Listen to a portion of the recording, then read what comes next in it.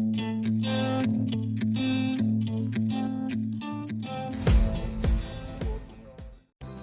दोस्तों, आप सभी का हमारे चैनल में स्वागत है। तो चलिए आज की वीडियो शुरू करते हैं। तो आज हम लोग उसी वीडियो को आगे बढ़ाएंगे जो कि पिछले में हम लोग पढ़ेंगे गवर्नर जनरल की परंपरा क्या थी।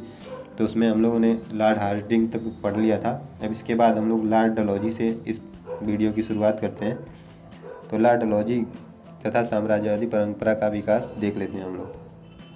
तो उसमें साम्राज्य का विकास महत्वपूर्ण रूप से उसने युद्धों की भूमिका लाई और व्यवगत का सिद्धांत या डायरेक्टिव्स ऑफ लेब्स को आधार बना के कार्य किया। इसके साथ ही उसने प्रशासनिक सुधार भी किए जिसका पॉजिटिव इफेक्ट विकास के रूप में देखा जा सकता है।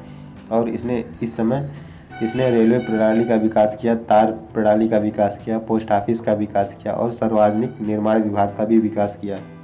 लॉर्ड डलहौजी के बाद फिर सत्ता का नया स्वरूप आया जिसमें साम्राज्यवादी सत्ता का नया स्वरूप लॉर्ड कैनिंग के द्वारा देखा जा सकता है। तो लॉर्ड कैनिंग की परंपरा 1856 से 62 तक देखी जा सकती है। तो 1858 में भारत सरकार अधिनियम आया जो कि वायसराय आया और महारानी प्रतिनिधि के रूप में आई और बजट व्यवस्था की शुरुआत भी उसी समय कर दी गई थी। तो जिसका जॉन विल्सन को बजट का पिता कहा जाता है। और पुलिस कानून, India penal court, civil procedure court और क्रिमिनल प्रोसीजर कोर्ट की स्थापना हुई थी। इसी परंपरा में एल्गिन प्रथम जो कि 1862 से 1863 तक रहे और जॉन लॉरेंस ये 1863 से 69 तक रहे और लॉर्ड मेयो तथा नॉर्थब्रुक जो कि 1872 से 76 तक रहे। तो इन लोगों की भूमिका महत्वपूर्ण रही। लॉर्ड मेयो तथा साम्राज्यवादी विकास परंपरा का विकास। तो यह लॉर्ड मेयो एक ऐसा गवर्नर जनरल था जिसकी भारत में हत्या की गई थी अंडमान निकोबार द्वीप समूह में शेर अली खान द्वारा फरवरी में। तो इसका वित्तीय विकेंद्रीकरण देख लेते हैं। तो इसने वित्तीय विकेंद्रीकरण का अर्थ एक ऐसी प्रक्रिया से है जिसमें सरकार के द्वारा लगने वाला अधिकार प्रांत अथवा स्थानीय लोगों पर लगाया गया था। यह क्रिया लॉर्ड रिपन के द्वारा आगे बढ़ी थी। इसी समय जनसंख्या गणना की शुरुआत हुई थी जो कि ये जनगणना हम लोगों के समय की जाती है। इस समय जो कि वर्तमान में भारत की जनसंख्या 1,41 करोड़ के आसपास बताई जा रही है। तो उसकी शुरुआत यहीं से हुई थी। और विद्यालय की स्थापना, इस समय लॉर्ड मेयो कॉलेज की भी स्थापना की गई थी। इस परंपरा को लॉर्ड लिटन ने आगे बढ़ाया था। तो लॉर्ड लिटन जो कि 1876 से 80 तक थे, इनका उपनाम था ओवन मेरिडिथ। इसी नाम से वो कविता भी करता था। तो इस समय की परिस्थितियां देख लेते हैं। तो इस समय शिक्षा का उद्देश्य जो कि 1833 या 35 से जो शुरू की गई शिक्षा पद्धति, उसका उद्देश्य था कि राजभक्ति लोगों में बढ़ाई जाए और क्लर्क और नौकर पैदा किए जाए। लेकिन 50 साल बाद उसका परिणाम हम लोगों को देखने को मिला कि इससे ICS जैसे और समाज सुधारक चिंतक निकल रहे हैं जो जिनके अंदर राष्ट्रभक्ति की भावना प्रचुर रूप से देखने को मिलती है।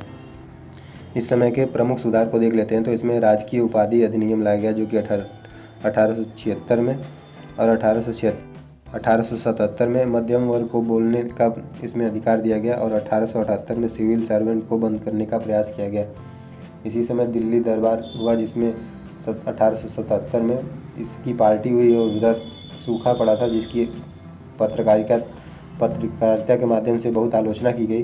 तो इसलिए पत्रकारिता को प्रतिबंधित करने का प्रयास किया गया।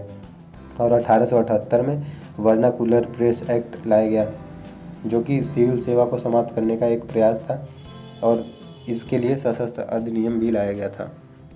इसके बाद लॉर्ड रिपन के समय समाज सुधार की प्रक्रिया आगे बढ़ी और इस युग का कर्तव्य, इसकी एक ड्यूटी ऑफ द एज एक पुस्तक थी और 1880 से 84 तक इसका कार्यकाल था। इस रूप में इसने वर्नाकुलर प्रेस एक्ट 1878 में जो कि लॉर्ड लिटन के द्वारा लाया गया था, 1882 में रिपन के द्वारा समाप्त कर दिया गया। और आर्थिक विकेंद्रीकरण की प्रक्रिया जो कि लॉर्ड मेयो के समय शुरू की गई थी, इसका विस्तार किया गया था। इसके द्वारा स्थानीय स्तर पर कर लगाने की छूट दी गई थी।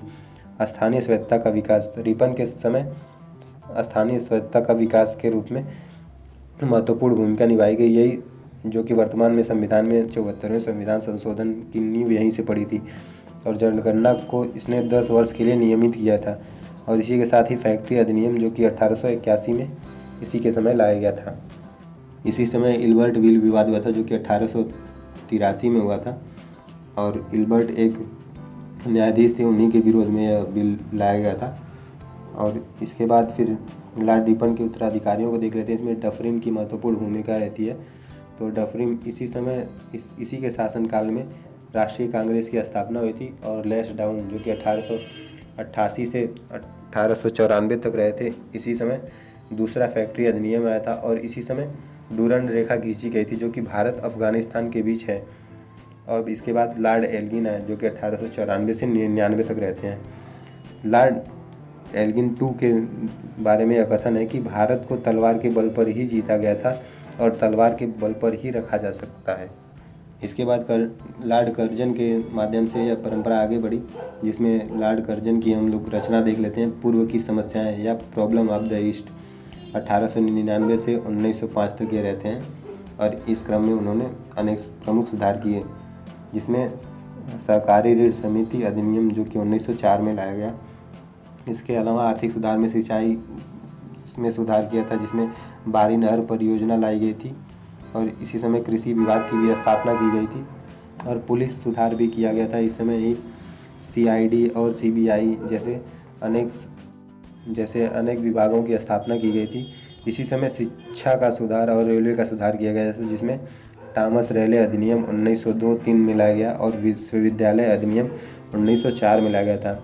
इसी के साथ ही भारतीय टंकड़ तथा पत्र मुद्रा अधिनियम लाया गया था, जो कि 1899 में भारतीय टंकड़ अथवा मुद्रा पत्र को इसी समय माना जाता है। ब्रिटिश पाउंड को भारत में कानूनी मुद्रा घोषित करने की उसकी दर 15 रुपये निश्चित की गई थी। इसी समय न्यायिक सुधार किया गया था। कोलकाता में उच्च न्यायालय के न्यायाधीशों की संख्या बढ़ाकर भारतीय सिविल प्रक्रिया संहिता में संशोधन किया गया था और इसी समय प्राचीन स्मारक संरक्षण के लिए अधिनियम लाया गया था, जो कि 1904 में लाया गया था। इसके बाद कर्जन को अनेक विवादों का सामना करना पड़ा, जिसमें कर्जन तथा उसके सेनापति किचनर के कई मुद्दों पर विवाद की स्थिति उत्पन्न हुई और कर्जन ने त्यागपत्र दे दिया। उसके बाद कर्जन का उत्तराधिकारी लॉर्ड मिंटो जो कि 1905 से 1910 तक हुआ, परंतु अब राष्ट्रीय आंदोलन का उत्थान हो रहा था, इसलिए गवर्नर जनरल की महत्वपूर्ण परंपरा नहीं रही। और सैनिक सुधार को देख लेते हैं। तो मुख्य रूप से सेनापति किचनर कर्जन के समय इसकी महत्वपूर्ण भूमिका रहती है। अब इसके बाद गवर्नर जनरलों में लॉर्ड मिंटो जो कि 1905 से 1910 तक रहता है। फिर उसके बाद हार्डिंग सेकेंड आता है जो कि 1910 से 1915-16 तक रहता है। फिर चेम्सफोर्ड जो कि 1916 से 21 तक रहता है। फिर उसके बाद लॉर्ड रीडिंग जो कि 1921 से 1925-26 तक रहता है। इसके बाद लॉर्ड इरविन जो कि 1926 से 1931 तक रहता है और उसके बाद लॉर्ड विलिंगटन के द्वारा 1931 से 36 तक इसमें गवर्नर परंपरा में योगदान दिया गया।